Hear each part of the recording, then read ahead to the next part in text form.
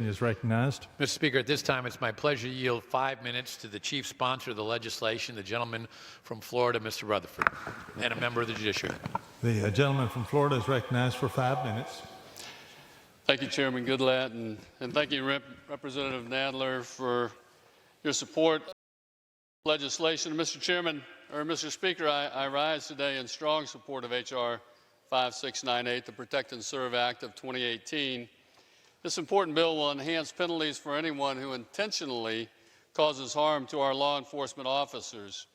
I can tell you, after dedicating 40 years of my life to law enforcement, I know what officers go through every day when they put that uniform on, say goodbye to their families, and walk out the door to protect their communities. Sadly, we've seen a recent rash and increase in violence against officers, especially in ambush-style attacks. In fact, just last month in Florida, Sergeant Noel Ramirez and Deputy Taylor Lindsay were eating lunch and were specifically targeted and assassinated in that restaurant simply because they were police officers and wore that blue uniform. And they are not alone. So far this year, 87 law enforcement officers have been shot in the line of duty, 28 of whom ultimately lost their lives. Mr. Speaker, this is a 75% increase over last year. For this reason, I introduced bipartisan legislation with my good friend and former Orlando Police Chief, Representative Val Demings, that will ensure that there are the strongest possible penalties for anyone who decides to target and harm not only federal law enforcement officers, but also local and state law enforcement officers.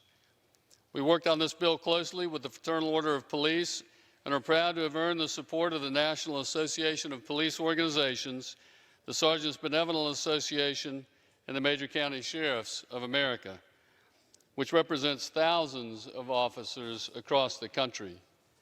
This week, we remember the officers who have given their lives protecting our communities, and we as members of Congress must show the law enforcement community across this country that we support them and the important work that they do day in and day out.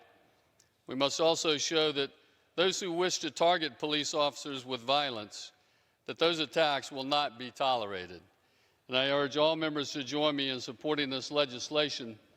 And before I yield back, Mr. Speaker, I should mention, and I think I'd be remiss if I didn't, that just yesterday morning in Jacksonville, Florida, as mentioned earlier by my good friend from Washington, Dave Reichert, Sheriff Reichert held a moment of silence for those officers who have given their lives in service to this community. And yesterday morning, about 4 o'clock in the morning, during a horrible storm in Jacksonville, Officer Lance Whitaker gave his life on Memorial Day in service to this to our community. And I have to say, Police Week and Law Enforcement Memorial Day always reminds me of the words of Ralph Waldo Emerson, who said that the purpose in life is not to be happy. It's to be useful. It's to be honorable. It's to be compassionate. And it's to know that you made a difference because you lived, and you lived well. I offer this bill in memory of Officer Lance Whitaker, who died yesterday morning, living well.